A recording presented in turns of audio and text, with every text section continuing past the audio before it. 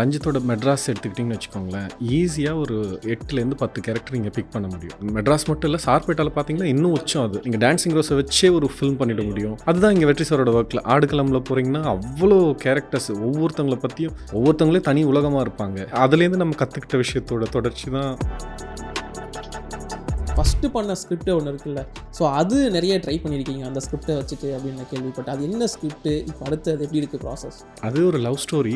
நம்ம அது ரொம்ப டீட்டெயிலாக இது பண்ண முடியாது.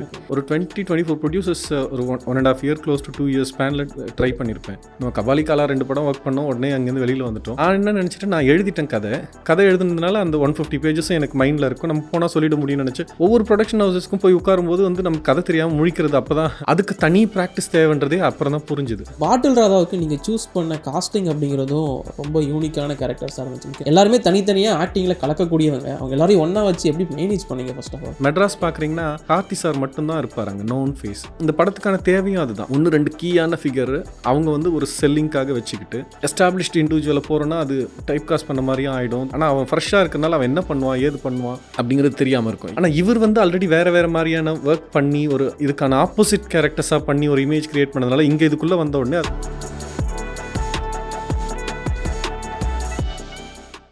வெல்கம்ண்ணா. நன்றி. ஃபர்ஸ்ட் ஆஃப் ஆல் 2025 ஒரு வெற்றியோட தான் ஆரம்பிச்சிருக்கீங்க. ஸோ பாட்டில் ராதா அந்த படத்தோட வெற்றி உங்களுக்கு எவ்வளோ ஹாப்பினஸ் கொடுத்துருக்கு? டு பி ஃப்ராங்க், இன்னுமே நாங்கள் அது இன்னும் எவ்வளோ வைடரான ஆடியன்ஸ் கிட்ட கொண்டு போய் சேர்க்க முடியுமோ அதுக்காக ஒர்க் பண்ணிக்கிட்டே இருக்கோம்.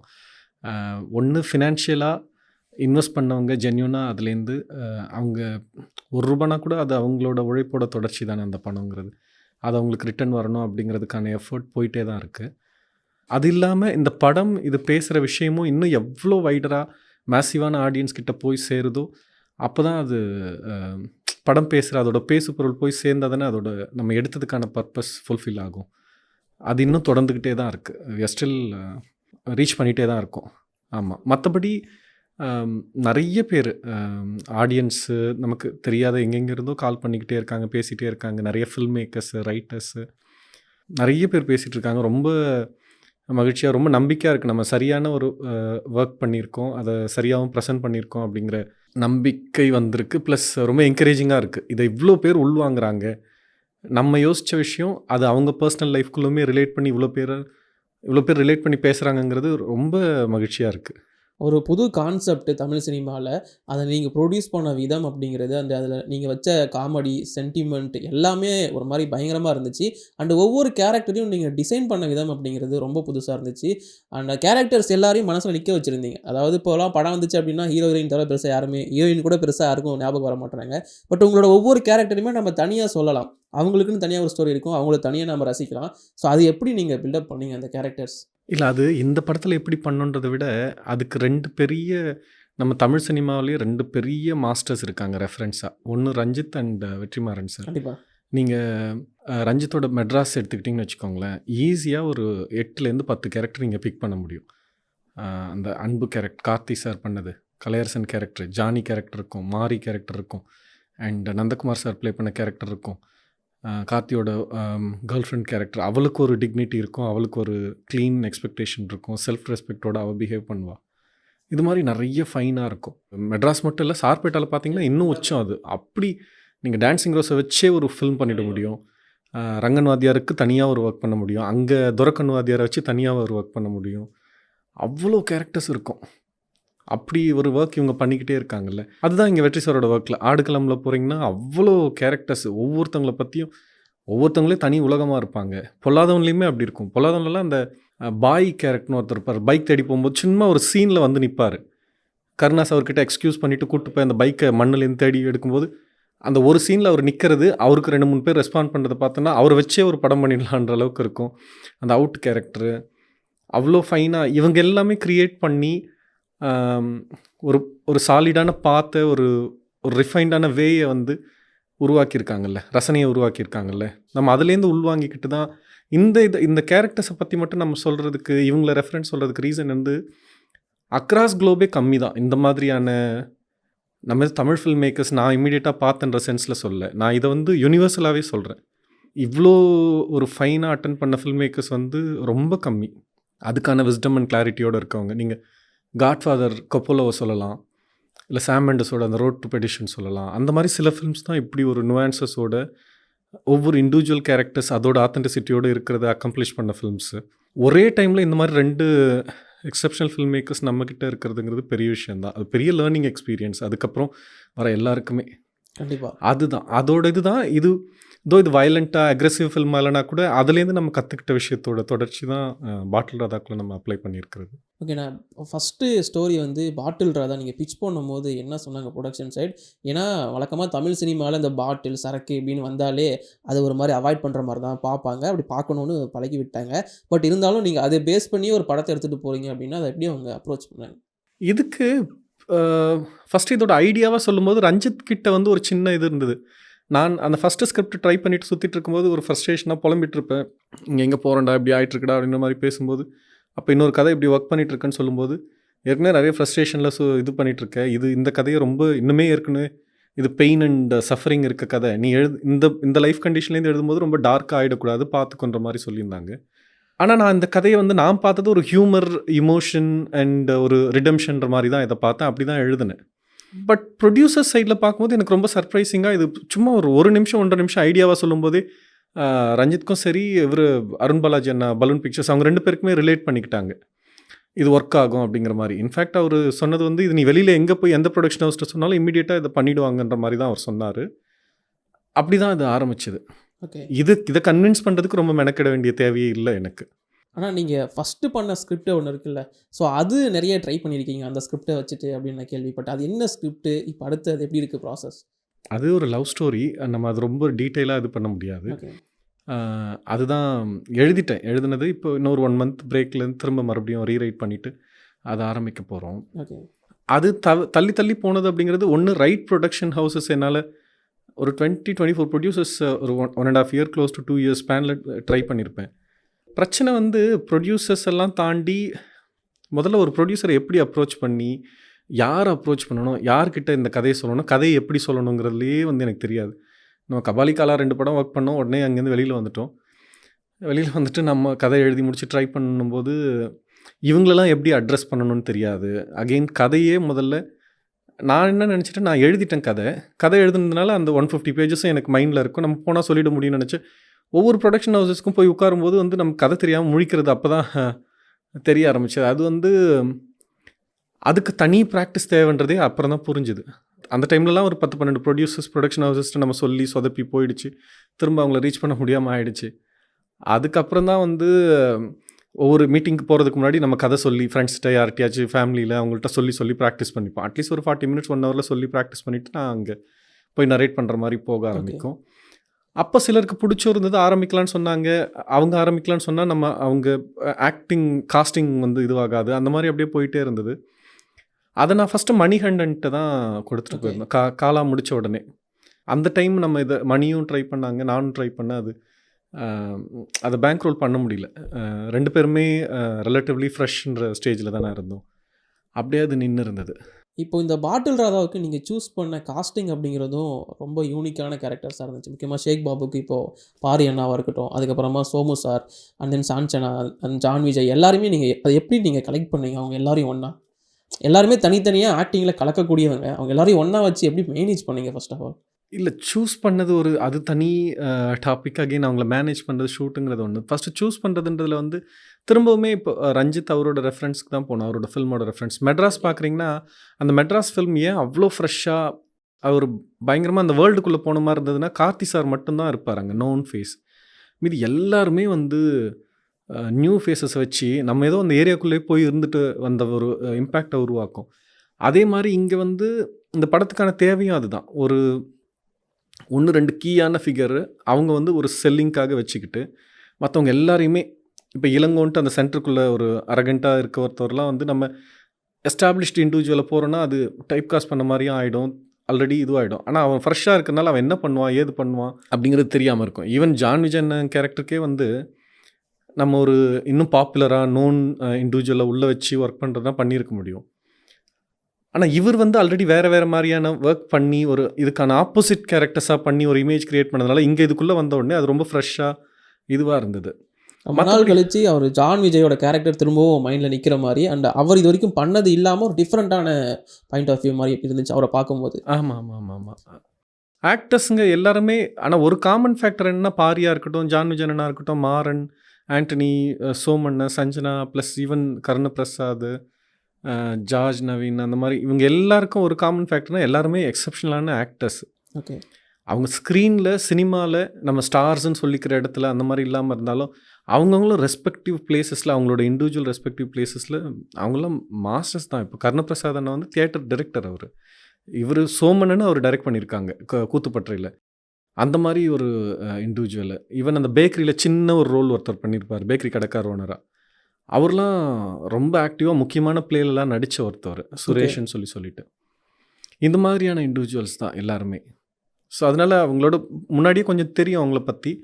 அப்புறம் படத்துக்காக காஸ்ட் பண்ணி ஆடிஷன் பண்ணும்போது அவங்க இதை எப்படி கேரி பண்ணுறாங்கன்னு தெரிஞ்சதுக்கப்புறம் பெரிய டவுட் நமக்கு இருந்ததில்லை. இப்போது பாட்டில் ராதா அப்படிங்கிற ஒரு படத்தோட வெற்றி டைரக்டராக தினகரன் இருக்கார். பட் தினகரன் அவர்களோட சினிமா கெரியர் எங்கே ஸ்டார்ட் ஆச்சு, எப்படி இந்த என்ட்ரி அமைஞ்சது?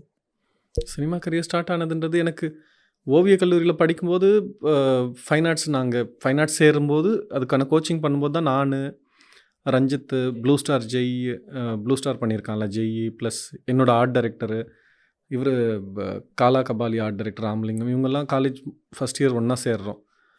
எல்லாருக்குமே ஒவ்வொருத்தவங்களுக்கும் ஒவ்வொரு இது இருக்கும்.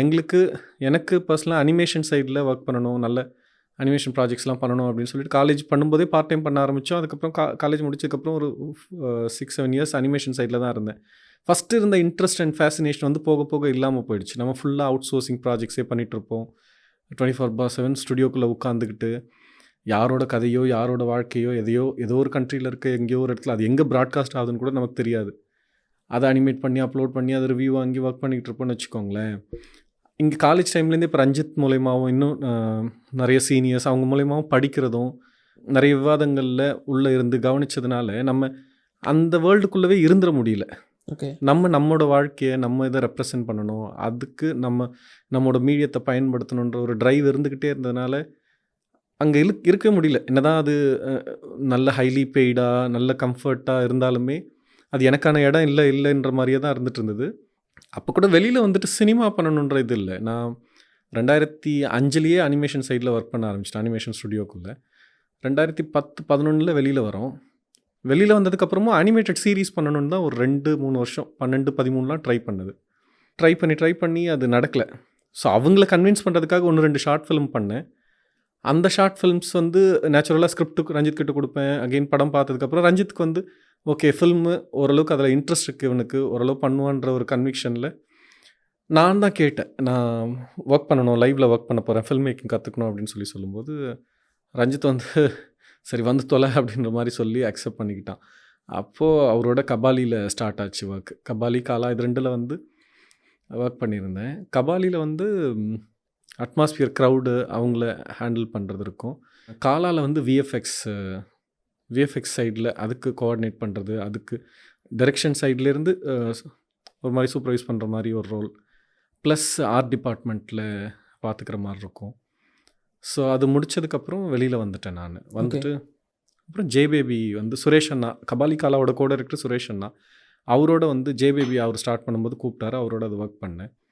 ஸோ இதுதான் நம்ம ஒர்க் பண்ணது அப்படிங்கிறது. இதுதான் ஜேபிபி பண்ணும்போது தான் இதை எழுத ஆரம்பிக்கும் போது ஜேபிபி முடிக்கும் போதெல்லாம் இது எனக்கு கமிட் ஆகிடுச்சு. அப்புறம் இதை ஸ்டார்ட் பண்ணி ஒர்க் பண்ண ஆரம்பிச்சிட்டோம். நீங்கள் அனிமேஷன் சொல்லியிருக்கீங்க. நான் பாட்டில் ராதாவில் ரொம்ப நோட் பண்ண விஷயம் அப்படிங்கிறது போஸ்டர் டிசைன்ஸ் ரொம்ப யூனிக்காக இருந்துச்சு, ரொம்ப ரசிக்கிற மாதிரி இருந்துச்சு. அண்ட் டீசருக்கு இதெல்லாம் தம்ப்நெயில் வைக்கிறதா இருந்தாலும் சரி, ஒவ்வொரு சாங்குக்குமான தம்ப்நெயில் அது எல்லாமே பயங்கரமாக டிசைன் பண்ணியிருந்தீங்க. அந்த ஐடியாஸ் எப்படி நார்மலாகவே அனிமேஷனில் இருந்ததுனால அதெல்லாமே அப்படி வந்துருச்சா? ஆமாம், அனிமேஷன் அதோட இன்ஃப்ளூயன்ஸ், அந்த கலர் பேலட்டை அவங்க எப்படி பயன்படுத்துகிறாங்கன்ற இன்ஃப்ளூயன்ஸ் ஒன்று இருக்குது. இன்னொன்று இன்ஸ்டிங்க்டிவாகவே எனக்கு என்னென்னா, நான் எந்த ஒர்க்கெல்லாம் நின்று கவனித்து பார்க்குறேன்னு ஒன்று இருக்குல்ல, அது வந்து வெல் டிசைன்டாக ஃபைனாக இருக்க ஒரு விஷயத்தை தான் நம்ம பார்க்குறோம். இப்போ நான்னா ஒன்றும் பெரிய சுப்பீரியரான ஒருத்தவங்க கிடையாது, ஒரு காமனான ஒரு லிமிட்டட் அண்டர்ஸ்டாண்டிங்கில் இருக்க ஒரு பர்சன் தான் நான் வச்சுக்கோங்களேன். அப்படி தான் எல்லாருமே இருக்காங்க. அப்போது அவங்க இந்த மாதிரியான ஒரு ஃபைனாக ரிஃபைன்டான ஒரு ஒர்க் இருந்தால் தான் அவங்க நின்று கவனிக்கவே செய்கிறாங்க. அப்போ நம்மளோட போஸ்டர்ஸும் அந்த மாதிரி தான் நம்ம அதை ப்ரெசென்ட் பண்ணணுங்கிறது வந்து ஒரு புரிதல் வருது. டிசைனர் சிவாவோட ஒர்க் நான் வேறு வேறு இடங்களில் பார்த்துருக்கேன். அவர் கடைசியில் பிரியாணி பண்ணியிருப்பார், மண்டேலா அவர் தான் பண்ணார், மாவீரன் பண்ணுவாங்க. அதில் ஒரு இது இருக்கும், ஒரு கலர்ஸ் யூஸ் பண்ணுறது, ஆஸ் வெல் எஸ் ஒரு நரேட்டிவும் இருக்கும் அந்த போஸ்டர்ஸ்குள்ளே. ஒரு டிசைன்டாகவும் இருக்கும், கிராஃப்ட்டும் இருக்கும், நரேட்டிவும் இருக்கும், as well as popular audience கிட்ட போய் சேர்ற ஒரு சென்சிபிலிட்டியும் இருக்கும். இவரோட தான் ஒர்க் பண்ணோம் அப்படின்ட்டு ஜே பேபிக்கே ட்ரை பண்ணோம். ஜே பேபி டைமில் அவங்களுக்கு கொஞ்சம் ஹெல்த் இஷ்யூ, அதனால் அவரால் ஒர்க் பண்ண முடியல. அப்புறம் இந்த இதுக்கு கூப்பிட்டோம். பெரிய கான்ட்ரிபியூஷன் என்னோடதுன்னு ஹானஸ்ட்டாக நான் கிளைம் பண்ணிக்க முடியாது. எனக்கு என்ன தேவைன்றத டிமாண்ட்ஸை மட்டும் சொன்னேன். ஒர்க்கு எக்ஸிக்யூட் பண்ணது, அதோட கான்செப்ட்ஸ் அரைவ் பண்ணது, ஒர்க் பண்ணதெல்லாம் சிவா தான். ஆக்சுவலாக அந்த டைட்டில் பாட்டில் ராதாங்கிற டைட்டிலுக்கு நிறைய 30-40 டைப்போ ஒர்க் பண்ணி காமிப்பாங்க. இது வேணாம் இது வேணாம் இது வேணான்னு சொல்லி கடைசியாக இந்த இடத்துக்கு வந்தோம். அவ்வளோ டைம் பொறுமையாக ஒர்க் பண்ணுறது இருக்குல்ல, நம்ம என்ன கேட்குறோம், 2 பண்ணிவிட்டு இதில் ஒன்று சூஸ் பண்ணுங்க அப்படிங்கிற மாதிரி நம்ம அவர் புஷ் பண்ணவே இல்லை. ஓகே, அதுதான் ஒரு கிரேட்டஸ்ட் திங். அதுதான் நீங்கள் அட்மையர் பண்ணுறது. நான் டைரக்டர்னால என்கிட்ட கேட்குறீங்க, ஆனால் அதோட ஃபுல்லஸ்ட்டு அப்ரிஷியேஷனும் ரெஸ்பெக்டும் போக வேண்டிய ஆள் அவர் தான். ஓகே. ஆமாம். அண்டு பாட்டில் ராதா அப்படிங்கிறத ஒரு ரிடம்ஷன் அப்படிங்கிறத சொல்லியிருந்தீங்க. அண்ட் படத்துலையும் சசாங்க் ரிடம்ஷனோட ரெஃபரன்ஸ், முக்கியமாக அந்த கேரக்டர் ரெட். ஸோ அது எப்படி? ஷாஷாங்க் ரிடெம்ப்ஷன் எனக்கு ஃபஸ்ட்டு இன்ட்ரோ பண்ணது வந்து என்னோடய தம்பி தான். ஓகே. என்னோடய தம்பி இப்போ இல்லை, ஒரு 2 இயர்க்கு முன்னாடி ஹி இஸ் பாஸ்ட் அவே. அந்த படம் அவன் தான் அது எனக்கு இன்ட்ரோ பண்ணுறான். அது ஃபஸ்ட்டு பார்த்தப்போ அவ்வளோ என்னடா எப்படி ஒரு படம் அப்படிங்கிற மாதிரி வருஷத்துக்கு 2-3 டைமாச்சு திரும்ப திரும்ப திரும்ப திரும்ப Okay. பார்த்துக்கிட்டே இருக்கேன். இப்போ வரலுமே அது வந்து புதுசாக நமக்கு சொல்லி கொடுத்துக்கிட்டே இருக்குது. அதோட திரைக்கதை நான் வாசிச்சிருக்கேன், ஒரிஜினல் ஸ்கிரிப்ட். ஓகே. படத்துலேருந்து இல்லாத சில இது வந்து ரைட்டிங்லேயும் இருக்கும். அது ஷூட் பண்ணி ரிமூவ் பண்ணிட்டாங்களா இல்லை என்னன்றது தெரியும். ஆனால் அதே மாதிரி அவரோடது ஸ்டீஃபன் கிங் வந்து அந்த அந்த ஷாஷாங்க் அண்ட் ரேட் ஆஃப் ஹெவர்ட் அப்படின்ற மாதிரி சம்திங் அப்படி ஒரு இதுவாக எழுதியிருப்பார். ஒரு ஒரு ஷார்ட் ஸ்டோரி, எக்ஸ்பேண்டடான ஒரு ஷார்ட் ஸ்டோரியாக இருக்கும். அது குறுநாவல் மாதிரி இருக்கும். அதுதான் ஃப்ராங்க் டரபன் வந்து வாங்கி ஒர்க் பண்ணியிருப்பாங்க. ஸோ அது வந்து ரொம்ப பிரமிப்பாக இருக்கும் அந்த ஒர்க்கு. என்னென்னா இந்த கதை, இந்த ஐடியா வரும்பொழுதே எனக்கு ஷாஷாங்க் ரிடெம்ப்ஷன் தான் இமீடியட்டாக ஸ்ட்ரைக் ஆச்சு. ஏன்னா நான் அத்தனை டைம் அந்த படத்தை பார்த்துக்கிட்டே இருந்ததுனால, ஒரு கதை நம்ம ஒரு இது ஐடியாவாக யோசிக்கும் போதே டக்குன்னு இமீடியட்டாக அதுக்கு பேரலாக இன்னொரு ஃபில்ம், நம்ம ரொம்ப அட்மையர் பண்ண ஃபில்ம் என்னன்னு நமக்கே ஸ்ட்ரைக் ஆகும். அப்படி எனக்கு இதுதான் வந்தது. ஏன்னா இப்போ இந்த பாட்டில் ராதாமணி அப்படிங்கிற ஒரு கேரக்டரு, அவன் ஃபேஸ் பண்ணுற சேலஞ்ச் அப்படிங்கிறது தானே உருவாக்கி கன்ஸ்ட்ரக்ட் பண்ணிக்கிட்ட தன்னோட இன்டர்னல் ப்ரிசன். அது வேறஸ் அங்கே ஆண்டி டொஃப்ரின் வந்து என்ன பண்ணுறான், அவனோட எக்ஸ்டர்னல் ப்ரிசன்லேருந்து வெளியில் வர்றதுக்கு ஃபைட் பண்ணுறான். ஸோ அதுவுமே இன்னொன்று காமன் ஃபேக்டர் என்னென்னா, அதில் அவன் ஃபஸ்ட்டு குடித்ததுனால தான் அவன் ஷூட் பண்ணானா இல்லையா, அப்படியே வந்துட்டானா இல்லை துப்பாக்கி எங்கே போட்டான், எதுவுமே அவனால் கன்ஃபஸ் பண்ண முடியாது கோர்ட்டில். தெரியாமல் தான் 20 வருஷம் போகுது அந்த போதையில், அந்த மொமெண்ட் போதையில் இருந்ததுனால. ஸோ இதுலேயுமே வந்து அந்த போதையோட இதுதான் அவன் லைஃபோட இவ்வளோ பெரிய அந்த 10-12 இயர்ஸ் ஆஃப் பேத்தட்டிக்கான ஒரு லைஃப் வாழ்ந்திருப்பான். இதுக்கு பயங்கரமான ரெலவென்ஸ் இருக்குது அப்படிங்கிறதுலேருந்து தான் ஓகே நம்ம இது பண்ணிக்கிட்டோம். அந்த படத்தையுமே உள்ளே இன்க்ளூட் பண்ண முடிஞ்சுது. ஓகே. அதுக்குமே அது ஸ்கிரிப்ட் ஒர்க் பண்ணும்போதே அது ஆர்கானிக்காக வந்துருச்சு. அழகாக அதை கனெக்ட் பண்ணணும் அப்படின்னு. அசோகனோட இன்டென்ஷன் வந்து ஷாஷாங்க் ரிடெம்ப்ஷனை உள்ளே வைக்கிறது அப்படிங்கிறது to make people realise how cruel this habit is அப்படிங்கிற மாதிரி. வேறஸ் ராதாமணி எப்படி புரிஞ்சுக்கிறான் அப்படின்னா, அதை பார்த்து அதுலேருந்து எஸ்கேப் ஆகிறது எப்படி அப்படிங்கிற அந்த ஒரு பாயிண்ட் எடுத்துக்கிற மாதிரி இருக்கும் அது. ஓகே. நீங்கள் இதில் ஹேண்டில் பண்ணியிருக்கிற அந்த விஷயம், அதாவது ஏஏ ப்ரோக்ராம் அப்படிங்கிற ஒன்று வந்து ஹேண்டில் பண்ணியிருக்கீங்க. இது ரொம்ப காலமாக தமிழ்நாட்டில் இருக்குது. பட் இதை பற்றின அவேர்னஸ் வந்து இங்கே இல்லை. வெளிநாட்டில் இருக்கிற அளவுக்கு இங்கே அவேர்னஸ் கிடையாது. அதை இப்போ நீங்கள் பேசியிருக்கீங்க, அது போய் சேர்த்துருக்கீங்க. அது பெரிய thank you first of all. And இந்த ப்ரோக்ராம் அது வந்து நீங்கள் ஃபுல்லாக ரிசர்ச் பண்ணியிருக்கீங்க. அது எப்படி இருந்துச்சு அந்த ரிசர்ச் எக்ஸ்பீரியன்ஸ்? எனக்கு ஏஏ ப்ரோக்ராம்ன்றதே இதுக்காக இந்த கதைக்காக கலாய்வு செய்யும்போது தான். என்னோடய ஃப்ரெண்ட்ஸ் அங்கே ஆவடியில் இருக்கும்பொழுது அந்த ஃப்ரெண்டில் ஒருத்தவன் சொன்னான், இந்த மாதிரி திண்ணனூரில் மீட்டிங் இருக்குது, திருமலையில் மீட்டிங் இருக்குதுன்னு சொல்லிட்டு. நான் போக ஆரம்பித்தோடனே நான் அவங்கள்ட்ட போயிட்டு ஃபஸ்ட்டு வந்து நான் அடிக்டாக இருந்தால் தான் அங்கே அந்த மீட்டிங் அட்டன் பண்ண முடியும். அப்போ அடிக்டான்னு கேட்கும்போது இல்லைண்ணா நான் அந்த மாதிரி, சில இடத்துல கோவப்பட்டாங்க, அடிக்ட் இல்லாமல் இந்த மீட்டிங் வரக்கூடாது உட்காரக்கூடாதுன்ட்டு. சிலர் வந்து இது மாதிரி எழுதுறேன்னு சொன்னோடனே சரி பரவாயில்லப்பா, நீங்கள் 4 பேர்கிட்ட நல்ல விஷயம் போய் சேரப்போது உட்காருங்க அப்படின்ற மாதிரி அக்செப்டும் பண்ண ஆரம்பித்தாங்க. அது இனிஷியல் ஒரு 2-3 வீக்ஸ். அதுக்கப்புறம் வந்து ஃபுல்லாக வந்து அவங்க திருவள்ளூரில் ஆரம்பித்து இந்த சைடு திருமலைவாயில் அம்பத்தூர் வரையிலும் மீட்டிங்ஸ் போய்கிட்டே இருப்பேன். ஓகே. அவங்க எல்லாருக்குமே எனக்கு தெரிஞ்சிச்சு. அவங்க ஓகே இவர் எழுதுகிறான், ஒர்க் பண்ணுறாரு அப்படின்ற மாதிரி விட்டுட்டாங்க. அங்கே இருக்க ஒருத்தர் வந்து அப்படியே இன்னொரு நண்பரை இன்ட்ரடியூஸ் பண்ணி, அவர் மூலியமா சென்னை முழுக்க, தமிழ்நாடு முழுக்க வேற மனிதர்களெல்லாம் சந்திக்க ஆரம்பிச்சு, நெறைய ரீஹேப் சென்டர்ஸ்குள்ள போக ஆரம்பிச்சு, அவங்களெல்லாம் வந்து ஸ்டடி பண்ண ஆரம்பிக்கும்போது எனக்கு ஒண்ணு புரிஞ்சது. அவங்க லைஃப் வந்து அவ்ளோ பெரிய சஃபரிங் அண்ட் சேலஞ்சஸ்லேருந்து வெளியில வந்திருப்பாங்க. அவங்க இவங்களுக்கு ஈக்குவலா அடிக்ட்டா இருந்த நெறைய பேர் இறந்தத பார்த்துருக்காங்க. கை, கால் போனதெல்லாம் பார்த்துருக்காங்க. குடும்பம் பிரிஞ்சு சிதைஞ்சு போனத பார்த்துருப்பாங்க. இன்ஃபேக்ட் இவங்க லைஃப்புமே அப்படிதான் இருக்கும்னு வச்சுக்கோங்களேன். இந்த பெயின பேர் பண்ணிக்கிட்டு இப்போ ஒரு டிக்னிஃபைடா ஒரு நல்ல லைஃபை ரீஎஸ்டாப்ளிஷ் பண்ணி வாழறது ஒண்ணு நடக்குது. இன்னொரு விஷயம் என்னன்னா, இவங்க தனக்காக தன்னோட லைஃப் இதுவாயிடுச்சுன்றது மட்டுமே இல்ல. ஓகே. பேரலலா இன்னொரு லைஃபை தன்ன மாரி இன்னொரு சஃபர் ஆயிட்டு இருக்க இன்னொரு லைஃப் எப்படியாவது புரொடெக்ட் பண்ணணும் அப்படின்ட்டு ரொம்ப சின்சியரா ஒர்க் பண்றாங்க.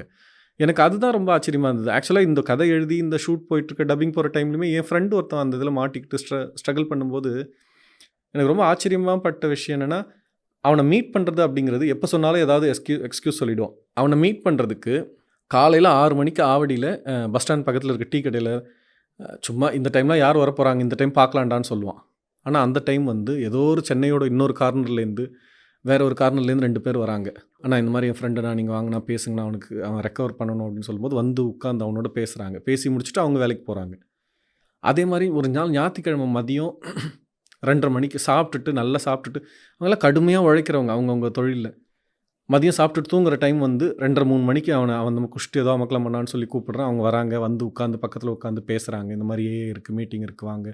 நான் அவங்க லைஃப்பெல்லாம் சொல்கிறாங்க. இதை விட எல்லாம் குடிச்சு எனக்கு என்னெல்லாம் ஆச்சு அதெல்லாம் ஆச்சுன்னு அவன்கிட்ட பேசும்போது, அவனை ரெக்கவர் பண்ணுறதுக்கு இன்னமும் ஃபைட் பண்ணிகிட்ருக்கோன்னு வச்சுக்கோங்களேன். ஆனால் இதுக்கு இவங்க ஒர்க் பண்ணுறாங்களே, உழைக்கிறாங்கல்ல, அது வந்து அன்இமேஜினபிளான ஒரு விஷயம் தானே.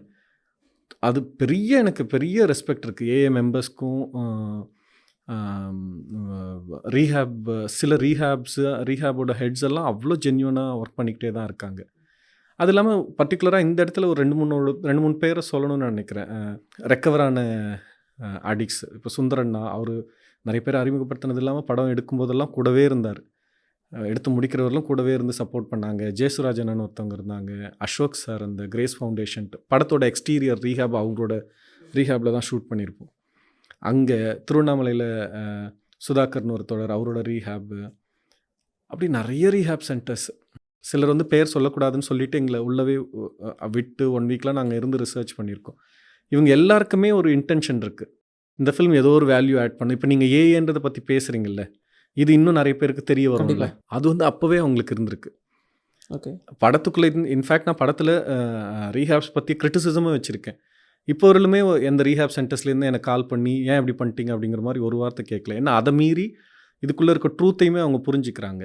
நீங்கள் பா ரஞ்சித் அண்ணா பற்றி பேசியிருந்தீங்க. ஆரம்பத்துலேருந்து அவர் கூட ட்ராவல் பண்ணிகிட்ருக்கீங்க காலேஜ் டைமில் அப்படி இருந்து.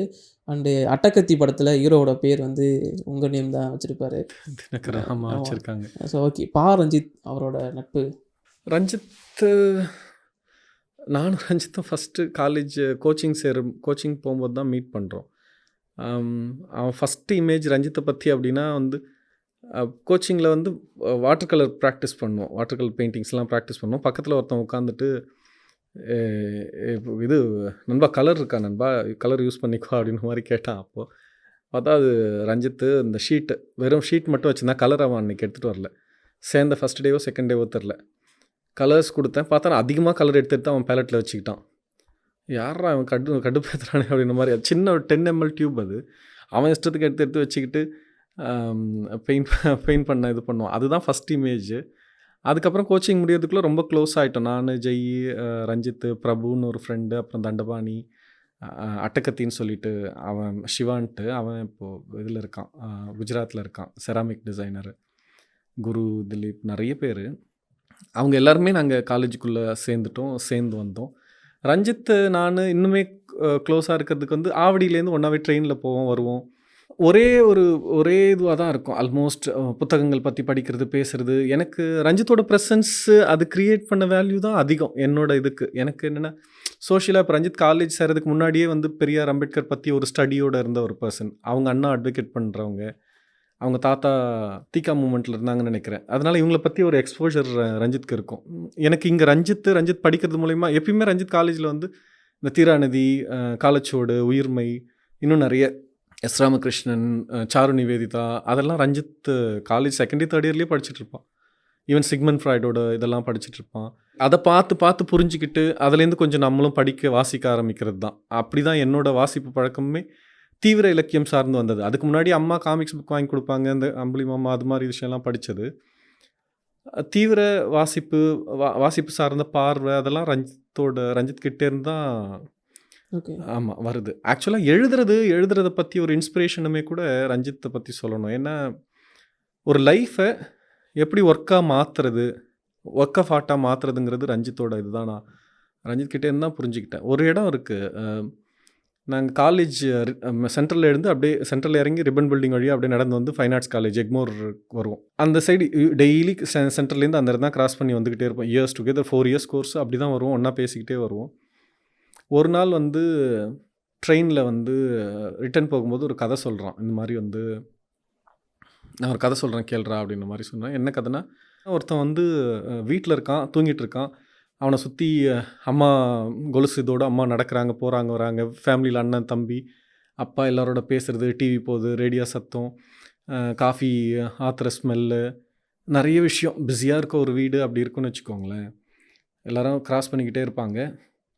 அப்போ வந்து அம்மா கிட்டே வந்துட்டுருவாங்க. வந்துட்டு எழுந்துடுறா அப்படின்ற மாதிரி சொல்லுவாங்க. காஃபி கொடுக்குறாங்க. அந்த காஃபி எடுத்து டேஸ்ட் பண்ணுவான். டேஸ்ட் பண்ணும்போது பார்த்தா அவனுக்கு அதே ஒரு மாதிரி உப்பும் இதுவுமா ஒரு மாதிரி பேட் ஸ்மெல்லில் தான் இருக்கும். அவன் அப்படி தண்ணி பார்த்தா அவன் படுத்துட்ருக்கிறது பிளாட்ஃபார்ம் ஓரத்தில், ரிப்பன் பில்டிங் ஆப்போசிட்டில் பிளாட்ஃபார்ம் ஓரத்தில் பக்கத்துலாம் மூத்திரமோ இதுவுமா இருக்க இடத்துல படுத்துக்கிட்டு இருப்பான். எழுந்துட்டு அப்படியே வந்து தான் எங்கே இருக்கோம் அப்படிங்கிறத பார்த்துக்கிட்டே இருப்பான்ற மாதிரி அந்த கதை இருக்கும். இதில் என்ன சிக்னிஃபிகன்ஸ்னால், நாங்கள் டெய்லி அந்த ரூட் தான் போகிறோம். அதே மாதிரி அங்கே ஒருத்தர் படுத்துக்கிட்டு இருப்பார். ஓகே. அதே மாதிரி சட முடியோட, அழுக்கு துணியோட, பிஞ்சு போன, சில நேரங்கள் இந்த கீழே வந்து இதுவுமே இருக்காது, நிர்வாணமாகவே இருப்பார்னு வச்சுக்கோங்களேன். அன்கான்ஷியஸாக படுத்துட்ருப்பார். எனக்கு அது ரொம்ப பிரமிப்பாக இருக்கும். ஒருத்தவன் தன்னை சுற்றி இம்மிடியட்டான ஒரு என்விரான்மெண்ட்லேருந்து ஒரு லைஃப்பை பார்த்து அவனுக்கு இப்படி ஒரு லைஃப் இருந்திருக்குன்ற ஒரு கம்பேஷன் இருக்குல்ல, அது கம்பேஷன்லேருந்து தானே அப்படி ஒரு விஷயத்தை எழுத முடியுது. எனக்கு அதுதான் ஆச்சரியமாக இருந்தது. அது மேபி அதோட பெரிய அந்த தாக்கம் தான் ஒரு லைஃபோட நம்ம சுற்றி இருக்க ஒரு லைஃப்பை கூர்ந்து பார்க்குற பார்வையுமே அங்கேருந்து தான் ஆரம்பிச்சதுன்னு சொல்லலாம். அதுலேருந்து தான் எக்ஸ்பேண்ட் ஆச்சு. ஓகே. அதுதான் பெரிய லேர்னிங் ரஞ்சித் கிட்டே இருந்து எனக்கு பிடிச்சது. அதுக்கப்புறம் நிறைய பர்சனலாக எல்லா டஃபஸ்ட் மூமெண்ட்லேயும் ரஞ்சித் கூடவே இருந்திருக்கான், இப்போலாம் இருக்காங்க. That is very personal. கண்டிப்பாக நிறைய விஷயங்கள் ஷேர் பண்ணியிருக்கீங்க ரஞ்சித் அண்ணா பற்றி. அண்ட் இப்போது பாட்டில் ராதா முடிச்சிட்டிங்க. அண்ட் அந்த லவ் ஸ்கிரிப்ட் அப்படி இருக்குதுல்ல, இப்போ அடுத்து பண்ண போகிறேன்னு சொல்லிட்டீங்க. இது இல்லாமல் வேறு ஏதாச்சும் ரெடி பண்ணிட்டுருக்கீங்களா ஸ்கிரிப்ட் அடுத்து பண்ணுறதுக்கு? இருக்க ஐடியாஸ் நிறைய, அதெல்லாம் ரொம்ப எக்ஸாஜரேட்டடாக பெரிய பணம் இன்வெஸ்ட்மெண்ட்டும் பெரிய ஓகே லீட்ஸ் இருந்தால் தான் பண்ண முடியுங்கிற மாதிரியான ஐடியாஸ் தான் அது. ஆக்சுவலாக எனக்குமே நிறைய அதை சரியாக ப்ரெசென்ட் பண்ணணும். ஜஸ்ட் லைக் தட் ஒரு பிரம்மாண்டன்றது செட் பீசஸில் நிகழ்றது இல்லை. கண்டிப்பாக எனக்கு பிரம்மாண்டம்னா சார்பேட்டா தான் பிரம்மாண்டம், ஆடுகளம் பேட்டைக்காரன் தான் பிரம்மாண்டம், மெட்ராஸில் இருக்க அந்த கதாபாத்திரங்கள் அதுதான் பிரம்மாண்டம். அதை நீங்கள் அடக்கவே முடியாதுல்ல, அவ்வளோ விஸ்தாரமாகிட்டே போயிட்டே இருக்கும். அந்த மாதிரியான வைல்டான சில ஐடியாஸ் இருக்குது. அதுக்கு பெரிய நடிகர்களும் பெரிய பொருட்செலவும் தேவைப்படும். இந்த படம் ரொம்ப சிம்பிளான, அந்த லவ் ஃபில்ம்ன்றது ரொம்ப சிம்பிளாக சில ஒரு குரூப் ஆஃப் ஸ்டூப்பிடான இண்டிவிஜுவல்ஸ், அவங்களோட ஸ்டூப்பிடான பிஹேவியர் அண்ட் லைஃபு, அதுதான் அது அந்த லவ் அப்படிங்கிறது, லவ் ஃபில்ம் அப்படிங்கிறது. இப்போதைக்கு அந்த சிம்பிளாக அந்த ஒரு ஃபில்ம் பண்ணிவிட்டு அதுக்கப்புறம் அதுக்கு போகலாம், மற்ற ஒர்க்குக்கு போகலான்றதுனால சூப்பர்ண்ணா பண்ணணுன்றதுல கண்டிப்பாக வெயிட் பண்ணிகிட்ருக்கோம் நாங்கள் அந்த படத்துக்காக. கண்டிப்பாக அந்த படம் ரிலீஸ் ஆகி அதோட சக்ஸஸ்லையும் நம்ம கண்டிப்பாக இன்டர்வியூ பண்ணோம் நம்புகிறேன். தேங்க்யூண்ணா, தேங்க்யூ. வந்ததுக்கு நிறைய விஷயங்கள் ஷேர் பண்ணீங்க, ரொம்ப நன்றிண்ணா. மகிழ்ச்சி, ரொம்ப நன்றி. உங்களோட டைமுக்கு என்னை இன்வைட் பண்ணது, இங்கே ஸ்பேஸ் நீங்கள் ப்ரொவைட் பண்ணி gracefully you asked ரொம்ப இம்பார்ட்டண்ட்டான questions you asked. Thank you. Thank you so much. Thank you.